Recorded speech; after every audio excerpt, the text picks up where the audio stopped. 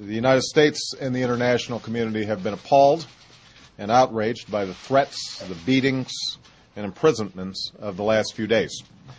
I strongly condemn these unjust actions, and I join with the American people in mourning each and every innocent life that is lost. I've made it clear that the United States respects the sovereignty of the Islamic Republic of Iran and is not interfering with Iran's affairs. But we must also bear witness to the courage and the dignity of the Iranian people and to a remarkable opening within Iranian society.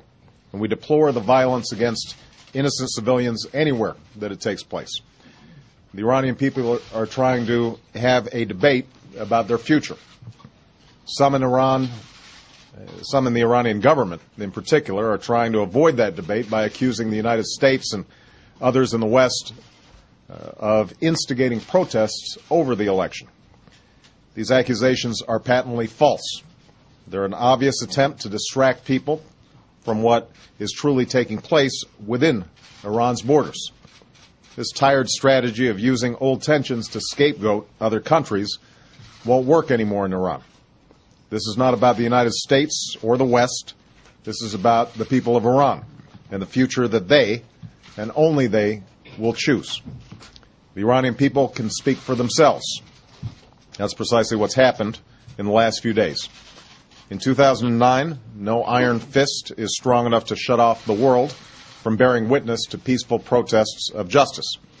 Despite the Iranian government's efforts to expel journalists and isolate itself, powerful images and poignant words have made their way to us through cell phones and computers, and so we've watched what the Iranian people are doing.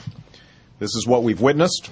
We've seen the timeless dignity of tens of thousands of Iranians marching in silence. We've seen people of all ages risk everything to insist that their votes are counted and that their voices are heard. Above all, we've seen courageous women stand up to the brutality and threats, and we've experienced the searing image of a woman bleeding to death on the streets.